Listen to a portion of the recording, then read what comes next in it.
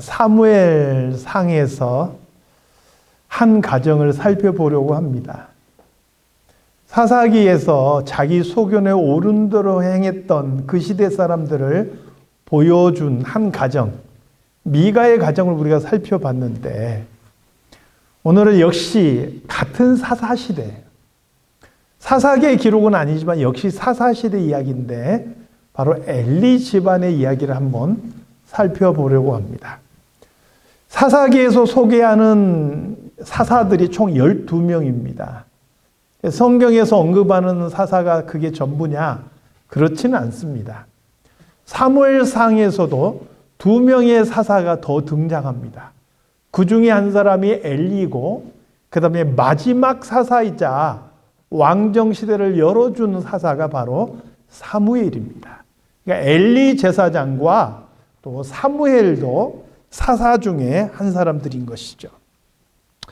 이 엘리는 무려 40년 동안 사사로 있었던 사람입니다. 그리고 그 밑에 2명의 아들이 있었습니다. 사실 우리가 엘리에 대해서 알고 있는 분들이 많을 것이고요. 성경을 읽어보면서 엘리에 대해서 부정적인 이미지가 강하기 때문에 무조건 잘못한 사람, 나쁜 사람 이렇게 생각할 수 있지만 성경에 보니까 엘리라는 사람이 세웠던 업적도 소개가 되고 있어요. 사무엘상 1장 17절에서 18절 말씀 같이 한번 읽어볼까요? 자, 시작. 엘리가 대답하여 이르되 평안히 가라. 이스라엘의 하나님이 내가 기도하여 구한 것을 허락하시기를 원하노라 하니 이르되 당신의 여종이 당신께 은혜 입기를 원하나이다 하고 가서 먹고 얼굴에 다시는 근심빛이 없더라. 사무엘의 어머니 한나가 자식이 없었어요. 또 다른 이 엘가나, 남편 엘가나의 또 다른 그 부인 분인나가 자기는 아들들이 있는 거예요. 그러니까 자식이 없는 이 한나를 자꾸 찔러서 격동시키는 거예요. 그게 너무너무 가슴이 아프고 마음이 아파서 성전에 와서 그가 간곡하게 기도하는 거예요. 이 기도하는 모습을 엘리가 오해를 했어요. 웬 여자가 술 취해서 저렇게 술주정을 하고 있나? 그래서 여자여, 넌 좀 술 좀 깨라. 이렇게 충고를 했어요.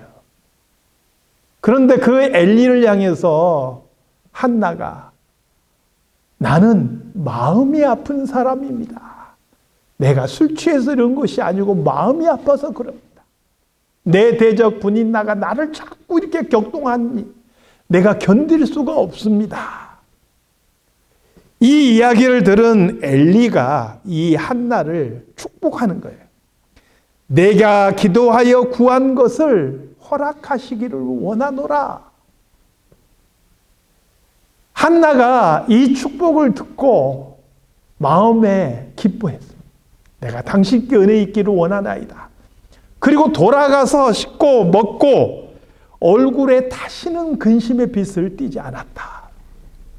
저는 이 모습을 보면 엘리라는 사람도 그 시대의 영적인 지도자로서 나름대로 영적인 권위가 있는 사람이었음을 엿볼 수 있는 거예요. 그냥 아무나 이렇게 한다고 해서 사람들이 위로받고 그리고 그 사람들이 그로 인해서 세임을 얻는 게 아니라는 거예요. 그리고 이후에 하나님께서 이 한나에게 사무엘을 낳도록 허락하신 것을 보게 돼요. 여기서 오해하지 말아야 될 것은 뭐냐? 엘리가 축복했기 때문에 사무엘이 태어났다. 이건 아니에요. 하나님께서 한나를 기억하시고 임신케 하시고 사무엘이 태어난 거예요. 엘리의 축복의 결과는 분명히 아닙니다. 이거 오해하면은요, 목회자를 난처하게 만드는 경우가 참 많습니다. 제가 한국에서 경험했던 일인데요. 새벽 기도 끝나고 내려오는데 웬 권사님이 저를 뒤에서 콱 움켜잡는 거예요. 깜짝 놀라고 돌아보니까 이분이 제 손에 쪽지를 하나 쥐어줬어요. 이름이 2명 이름이 쓰여 있는데 그분 손자하고 손자 며느리 이름이 쓰여 있는 거예요. 이분이 하시는 얘기가 목사님은 5남매나 낳으셨는데 내 마음 생각에 목사님이 우리 손주 부부를 위해서 기도해 주면 우리 손주 부부가 자식을 낳을 것 같아요. 목사님 좀 기도 좀 해주세요. 제가요 그 쪽지를 받고 몇 달 동안 소화가 안 됐어요. 마음이 심히 부담이 돼가지고 새벽에 가서 기도하는데 하나님 이거 어떡합니까? 하나님께서 여기 이 손주들 하나님께서 태를 열어주시지 않으면 나 이게 큰일 나게 생겼습니다. 그렇게 기도했어요. 어느 날 그분이 저를 손을 탁 잡더니 목사님 우리 손주가 임신을 했어요. 아멘 소리가 나오시는 것 같은데 그게요 제가 뒤돌아서 축하드립니다 그러고 뒤돌아서서 하나님 진짜 고맙습니다. 제가 그랬어요. 여러분 박 목사가 기도해서 임신한 게 아니에요. 하나님께서 때가 되매 그렇게 은혜 베풀어 주신 거예요. 그러니까 여러분 오해하시면 안 되는 거예요. 어떤 목사님이 특별히 기도해 주시면 더 낫고 덜 낫고 이게 아니에요. 하나님의 때가 이름에 그 일이 이루어진 거예요. 그런데 지금 엘리가 대단했던 것은 뭐냐면 그가 영적인 권위자로서 한 사람을 위로하고 그 사람에게 새로운 힘을 줄 수 있도록 그 사람이 일어날 수 있도록 격려했다라는 거예요. 그의 격려가 위로가 되고 힘이 된 거예요. 그래서 목회자들이 신방을 하는 거예요. 똑같은 인간이고 똑같은 성도인 것 같지만 하나님께서 세우신 영적인 지도자가 가서 위로하고 권면하고 기도해 주는 게 새로운 힘이 되는 거예요. 엘리가 바로 그런 영적인 권위가 있었다 하는 것이죠. 그럼에도 불구하고 성경은요 엘리라는 사람을 이스라엘을 위기에 빠뜨린 무능한 지도자로 묘사하고 있습니다. 그 이유가 뭐냐? 바로 그의 두 아들들 때문입니다. 엘리는 사사이자 제사장입니다. 당연히 엘리의 두 아들 홈니와 비느하스도 제사장으로서의 일을 행하는 사람이에요. 너무나 이건 당연한 것이죠. 그런데 이 두 아들로 인해서 엘리가 무능한 지도자로 꼽히게 된 거예요. 엘리의 두 아들에 대해서 소개하는데요. 사무엘상 2장 12절을 봅시다. 함께 같이 읽겠습니다. 엘리의 아들들은 행실이 나빠 여호와를 알지 못하더라. 우리 한글 성경은요 번역을 조금 부드럽게 했어요. 행실이 나쁘다. 근데 영어 성경은 아예 대놓고 이야기했어요. 엘리의 두 아들은 악한 사람들이었다.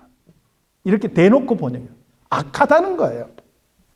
그리고 여호와를 알지 못하더라. 현대인의 성경에서는 이걸 갖다가 어떻게 번역했냐? 여호와를 두려워하지 않았다 이렇게 번역했어요.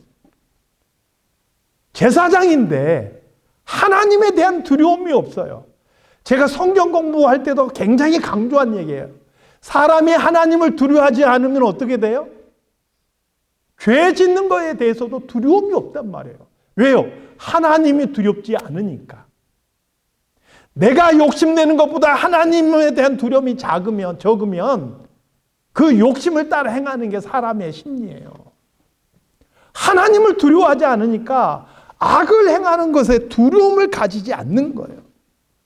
세번역 성경에서는 여호와를 무시했다 이렇게 번역했고요. 영어 성경에서 보니까 하나님에 대해서 관심을 가지지 않았다 이렇게 번역해요. 제사장인데 누구보다도 하나님 가까이서 백성들과 하나님 사이에서 중보하는 자인데 하나님에 대한 관심이 없는 사람이었다라는 거예요. 여러분 누군가를 좋아하면 그 사람에 대해서 관심이 생기는 거예요. 제가 가족 이야기하거나 이런 거 저희 집사람 별로 안 좋아하지만 예전에 저희 집사람이 저한테 그런 얘기 하더라고요. 우리가 너무 늦게 만난 것 같다. 그래서 왜 더 젊었을 때, 더 어렸을 때의 추억들을 같이 공유할 수 있었으면 얼마나 좋았을까. 군대 가는 것도 좀 보고, 또 면회도 좀 가보고, 뭐 이런 기억들을 같이 공유하고, 그렇게 나눴었으면 얼마나 좋았을까. 이런 얘기를 하더라고요. 상대방을 좋아하면요, 당연히 알고 싶고 관심이 가는 거예요. 뭘 좋아하지? 어떤 음식을 좋아하지? 싫어하는 건 뭐지? 이걸 알고 싶은 게 당연한 거예요. 관심이 없다는 것은 사랑하지 않는다는 증거예요. 제사장인데 하나님에 대해서 관심이 없다는 거예요.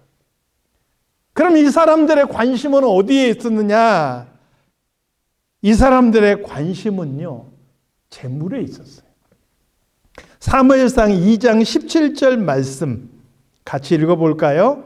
시작. 이 소년들의 죄가 여호와 앞에 심히 크면 그들이 여호와의 제사를 멸시함이었더라. 하나님께 드리는 제사를 멸시했다 그랬어요. 멸시하는 그 모습을 어떻게 소개하고 있느냐? 어떤 사람이 제사를 드리고 그리고 나서 그 고기를 삶고 있어요. 그런데 이 홈리와 비느하스가 자기 사환을 보내는 거예요. 이 사환이 3살 갈고리, 그러니까 3갈래로 딱 뻗어 있는 갈고리를 들고 가서 그 고기 삶고 있는 솥이나 냄비 거기다 푹 찔러가지고 그냥 걸리는 고기 딱 꺼내서 가져가는 거예요. 여러분, 하나님께서는 율법에요, 제사를 드리고 나서 그 고기를 분배하는데 엄격하게 제사장의 소유로 되는 그 고기가 규정이 돼 있어요. 근데 그거 싫다는 거예요. 내가 원하는 거 가져가겠다는 거예요. 그래서 그냥 푹 찔러서 가져가는 거예요. 이것은 그 제사 드린 그 사람의 것을 강탈해 가는 그 행위라는 거예요. 두 번째는 이 제사를 드릴 때 반드시 그 제물의 기름은 태워드리는 거예요. 기름은 하나님의 것입니다. 그러므로 그 기름은 사람이 먹으면 안 돼요. 반드시 태워서 하나님께 올려드려야 되는 거예요. 근데 여러분, 고기가 기름기가 섞여 있는 고기가 맛있나요? 기름기 하나 없는 고기가 맛있나요? 그걸 뭐라고 표현하죠? 마블링이라고 표현하더라고, 한국 사람들. 그냥 대리석처럼 마블링이 쫙 깔린 고기가 그 착착 구워가지고 입에 넣으면 살 녹잖아요. 그 맛이 기가 막힌 거예요. 삶아 버리면 기름 다 빠지고 그 맛이 안 나는 거예요. 그러니까 생고기를 갖다가 구워 먹을 때 그 맛이 나는 거예요. 그래서 사환들을 보내서 기름을 태우기 전에 고기를 달라고 요구하는 거예요.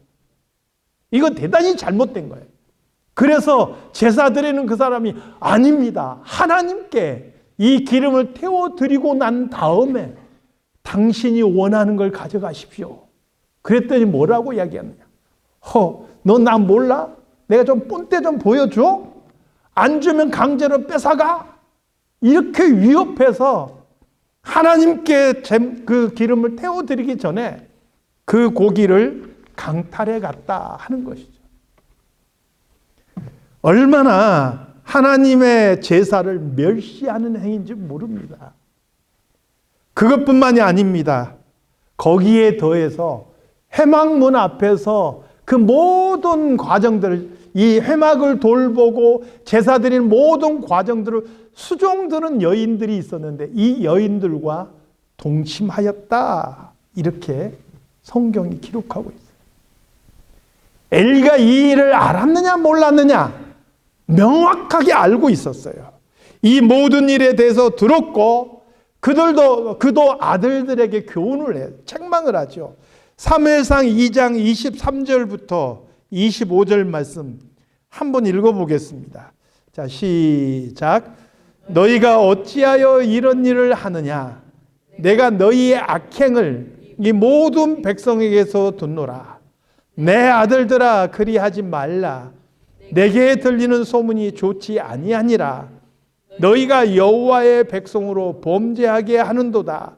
사람이 사람에게 범죄하면 하나님이 심판하시려니와 만일 사람이 하나님께 범죄하면 누가 그를 위하여 간구하겠느냐. 어찌 보면 엘리도 자식들을 위해서 열심히 교훈하고 가르친 것처럼 보여져요. 그런데 두 아들이 이 말을 듣습니까? 듣지 않습니다. 결국 하나님께서 선지자를 보내셔서 이렇게 선언해요. 4가지로 선언하는데 첫 번째는 뭐냐? 내가 전에 내 집과 그리고 내 조상의 집이 내 앞에서 영원히 행하리라. 제사장 직분을 행하리라.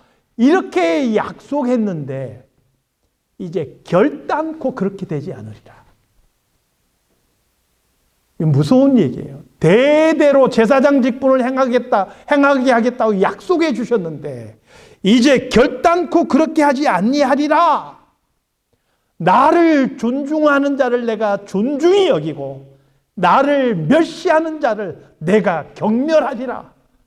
하나님께서 그렇게 선언하셔요. 여러분, 이거 얼마나 무서운 말씀인지 아십니까? 하나님을 존중하는 자를 하나님께서 존중하시고 하나님을 멸시하는 자를 하나님께서 경멸하시겠다는 거예요. 하나님을 존중하는 우리 모든 성도들이 되시기를 바랍니다. 두 번째, 내 집에 노인이 하나도 없게 하는 날이 이를 것이다. 모든 이스라엘 집에 복이 내리는 그 가운데도 내 집에는 노인이 없을 것이다. 이게 무슨 의미인지 아세요? 그 집에 출산하는 모든 사람이 젊어서 죽을 거라는 거예요.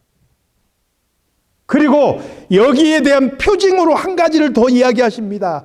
두 아들 홈니와 비느하스가 한날에 죽을 것인데 이 일이 일어나는 것이 바로 표징이라는 거예요. 세 번째 이야기. 마지막 네 번째 뭐냐? 내가 나를 위하여 충실한 제사장을 일으키리라. 엘리 집안 대신. 이 충실한 제사장은 누구냐? 가깝게는 바로 엘리를 대신해서 세워질 사무엘을 의미하는 거예요. 좀 더 멀리는 장차 우리 죄를 대신해서 십자가에 죽으실 대제사장 대신 예수 그리스도를 상징하는 말이기도 한 거예요. 이 얼마나 무서운 이야기입니까? 그러면 우리는 당연히 질문해 볼 수가 있겠죠. 왜 아들들이 이렇게 잘못했는데 하나님께서 엘리에게 책임을 묻고 있습니까? 아들들 꾸짖지 않고 왜 엘리에게 책임을 묻습니까? 이런 질문을 할 수가 있어요. 그런데 여러분, 두 아들의 잘못은요, 그 집안의 대를 이어가는 후계자의 문제잖아요. 그럼 그건 집안의 문제인 것이고요. 결국 그 집안의 가장인 엘리의 책임이라는 거예요. 또 하나, 엘리가 아들들에게 한 말은 하나도 잘못된 것 없어요. 다 옳은 말만 해요. 그런데 그 아들들이 엘리의 말을 듣지 않습니다. 왜 그럴까요? 이미 두 아들이 장성했기 때문에 그래요. 다 크고 머리 커서 자기 생각과 자기의 어떤 삶의 패턴이 뻔하게 있는 자식들이 부모 이야기 듣습니까? 이 자리에 계신 어머니들, 이 자리에 계신 아버지들, 자식들한테 내 지혜로 내 생각대로 무슨 이야기하면 예 어머니 알겠습니다. 순순히 듣던가요? 아이 엄마 좀 그런 소리 좀 하지 마. 이런 말이 더 많이 돌아오지 않던가요? 왜 그래요? 이미 머리가 컸기 때문에 그래요. 그래서 자녀들에게 바른 길을 가르치는 것은 어렸을 때 가르치는 거예요. 다시 말하면 엘리는요, 어렸을 때부터 이 두 아들들에게 바른 길을 가르치고 제사장으로서의 바른 행실을 가르치지 못했다라는 것을 알 수가 있는 것이죠. 오늘 본문 13절에서도 그것을 명확하게 이야기하고 있어요. 13절 말씀 같이 읽어보겠습니다. 자, 시작.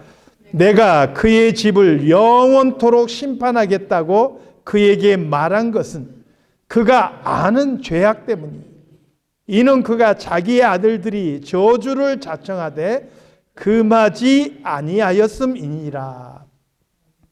엘리도 알고 있었는데 그걸 금하지 않았어요. 설사 나이가 들어서 말을 듣지 않아도 그 말 듣지 않은 아이들을 엄하게 금지하고 심지어 제사장 직분에도 정지시켜야죠. 그래야 되지 않겠습니까? 이스라엘의 지도자로서 말만 했다는 거예요. 이렇게 하나님께 드리는 제사를 멸시한 엘리의 집은 그 죄악은 제물로나 예물로나 영원히 속죄함을 받지 못하리라 하나님께서 선언하고 계시는 거예요. 제사는요, 구약 백성들이 죄사함을 받는 거룩한 의식이에요. 그 사람이 죄가 있을 때 그 사람의 죄를 어떻게 사함받습니까? 제물 끌고 와서 하나님 앞에 제사 드릴 때 사함 받는 거예요. 그런데 엘리의 두 아들들은 그 제사를 멸시하고 있는 거예요. 그러면 그들이 사함 받을 길이 있나요? 없는 거예요. 마태복음 12장 31절에서 32절 말씀에 보니까 예수님께서 아주 무서운 말씀을 하고 있어요. 성령을 거스리는 자의 죄는 사함을 받지 못하리라 이렇게 말씀하셨어요. 왜 그렇게 말씀하셨느냐? 예수님께서 이 귀신 들린 자들의 귀신을 쫓아내는 것을 보고 유대인들이 비난했어요. 저가 귀신들의 왕 바알세불의 힘을 힘입어서 귀신을 쫓아내는도다 이렇게 비난했어요. 여러분, 하나님의 나라가 임하였다는 가장 강력한 증거가 무엇인지 아십니까? 하나님의 나라가 임하면 거기에 귀신이 존재할 수 있습니까? 없습니까? 없는 거예요. 제가 한번 여쭤보겠습니다. 내가 예수를 믿었는데 내가 귀신에 사로잡힐 수 있나요? 말도 안 되는 얘기예요. 내 안에 성령께서 계시고 내 마음속에 천국이 임해 있는데 어떻게 귀신이 거기에 역사할 수 있단 말이에요. 물론 유혹할 수는 있어요. 귀신이 공격할 수 있지만 성령이 내 안에 계시고 하나님의 나라가 있는데 어떻게 귀신에 사로잡힐 수가 있겠어요? 그러므로 하나님의 나라가 임했다는 가장 강력한 증거는 귀신이 쫓겨나는 거예요. 그것을 보고도 그것을 귀신의 역사라고 비난하는 그들을 향해서 말씀하신 거예요. 성령을 거스리는 죄는 사함을 받지 못한다. 우리를 깨닫게 하고 우리로 하여금 회개하게 하신 분이 성령인데 그 성령의 역사를 부정하고 성령을 거스리는데 어떻게 회개하겠어요? 어떻게 죄 용서함을 받겠냐고요. 엘리의 두 아들들의 죄가 바로 이러한 죄와 똑같다라는 거예요. 저는 엘리의 이 아들들이 왜 이렇게까지 됐을까 곰곰이 생각을 해봤어요. 물론 성경에서는 직접적으로 이러이러해서 이러이러 해가지고 이런 이유로 엘리의 두 아들들이 이렇게 됐다 이런 설명을 하고 있지 않아요. 그러나 엘리의 말을 듣지 않은 것은 어렸을 때부터 자신들의 마음대로 살았고 엘리가 그것을 방치했음을 짐작해 볼 수 있습니다. 어렸을 때부터 자기 마음대로 컸으니까 나이 들어선 더 안 듣는 거예요. 그러면 이 두 아들들이 왜 어렸을 때부터 그렇게 마음대로 컸는가? 이들은 아버지 엘리가 사사로서 제사장의 직분을 행하는 것을 40년 동안 지켜본 사람들.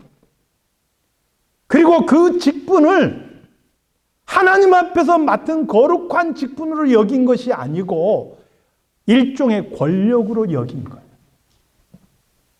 이것을 아버지와 우리 집안이 가지고 있는 힘이다, 권력이다, 그렇게 여긴 거예요.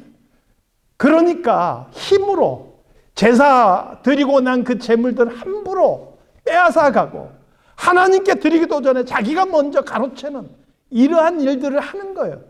왜요? 우리 집안이 어떤 집안인데, 내가 어떤 사람인데 이건 할 수 있다라고 생각한 거예요. 이들의 행위가 어렸을 때부터 엘리의 잘못된 가르침으로 인한 것임을 성경은 직접적으로 이야기하지 않지만 아주 묘한 대조를 보여줌으로써 우리에게 가르쳐줘요. 성경 구절에서. 한번 보겠습니다. 사무엘상 2장 12절 말씀 보시기 바랍니다. 한번 같이 읽어볼까요? 자, 시작. 엘가나는 라마의 자기 집으로 돌아가고 그 아이는 제사장 엘리 앞에서 여호와를 섬기니라. 엘가는 사무엘의 아버지. 사무엘을 엘리에게 맡기고 자기 집으로 돌아가고 사무엘은 엘리 앞에서 여호와를 섬겼다라고 말씀하고 바로 이어지는 다음 절이 뭐라고 이야기합니까? 엘리의 아들들은 행실이 나빠 여호와를 알지 못하더라. 딱 대비시켜 놓고 있는 거예요. 2장 17절 한번 읽어보겠습니다. 자, 시작. 이 소년들의 죄가 여호와 앞에 심히 크면 그들이 여호와의 제사를 멸시하였더라. 이래놓고 바로 다음 절에 뭐라고 이야기합니까? 같이 읽어보겠습니다. 시작. 사무엘은 어렸을 때 세마포 에봇을 입고 여호와 앞에 섬겼더라. 또 있어요. 25절 보니까 함께 같이 읽겠습니다. 시작. 그들이 자기 아버지의 말을 듣지 아니하였으니 이는 여호와께서 그들을 죽이시기로 뜻하셨음이더라. 그리고 바로 이어지는 26절 말씀 같이 읽겠습니다. 아이 사무엘이 점점 자라매 여호와와 사람들에게 은총을 더욱 받더라. 너무나 대조적인 모습이잖아요. 이들이 얼마나 패역한지, 얼마나 악한지를 보여주면서 바로 이어서 아이 사무엘이 어렸을 때부터 하나님의 성전에서 어떻게 섬기고 어떻게 자라가고 있는지를 대조해서 보여주고 있는 거예요. 제사장 가문에서 태어나서 자라면서 아버지로부터 그런 것들을 교육받지 못한 두 아들들과 사무엘의 모습이 이렇게 대조해서 보여지는 거예요. 그러므로 이 아들들은 하나님께 드리는 제사를 어떻게 했다고요? 멸시했다라는. 거룩한 직분을 받았음에도 불구하고 그 직분이 어떤 의미를 가지고 있는지, 그 직분을 가지고 무슨 일을 해야 되는지 관심이 없었어요. 자각이 없었어요. 그러므로 하나님 앞에 드리는 제사를 멸시하는 자가 되었다. 하나님께서 그들의 죄를 영원히 속죄함을 받지 못하게 하시겠다 말씀하고 있는 것입니다. 사랑하는 성도 여러분, 우리 모두 하나님께서 내게 맡기신 직분과 사명들이 있는 줄 압니다. 그것이 크든 작든 각자의 직분이 있고 각자 자기 몫에 태워진 십자가가 다 있습니다. 여러분, 그 직분과 사명을 나에게 주신 그 이유, 그 목적, 내가 마음에 새기며 살아갑니까? 거기에 관심을 두지 않으면요, 나도 모르는 사이에 내가 하나님을 멸시하는 자의 자리에 설 수가 있다는 거예요. 얼마나 두려운 일인지 모릅니다. 또한 교회 생활하다 보니까 교회에서 받은 직분을 권력이라고 생각하는 사람들이 얼마나 많이 있는지 몰라요. 교회에서 내 영향력을 확대하고 내가 교회를 좌지우지하겠다라고 이렇게 나서는 사람들이 얼마나 많이 있는지 몰라요. 그런 사람들의 결말이 뭔지 아십니까? 반드시 교회를 분열시키고 교회를 깨뜨려요. 그것이 얼마나 하나님 앞에서 두려운 일인지를 몰라요. 주님께서 피 흘려서 세우신 이 땅의 교회를 내가 분쟁을 일으키고 내가 깨뜨리는 것이 하나님 앞에서 얼마나 두려운 일인지를 생각 못하는 거예요.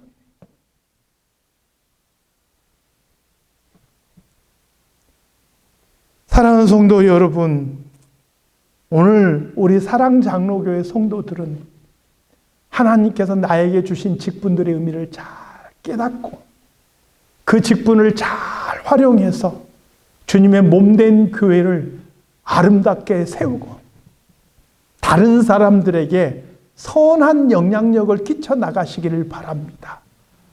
거룩한 직분을 맡았지만 그 직분의 의미를 망각하고 하나님의 제사를 멸시함으로 이스라엘을 큰 위기에 빠뜨렸던 홈리와 비느하스, 엘리의 집안과 같은 가정, 우리 사랑장로교회는 한 가정도 한 사람도 없기를 주님의 이름으로 축원합니다.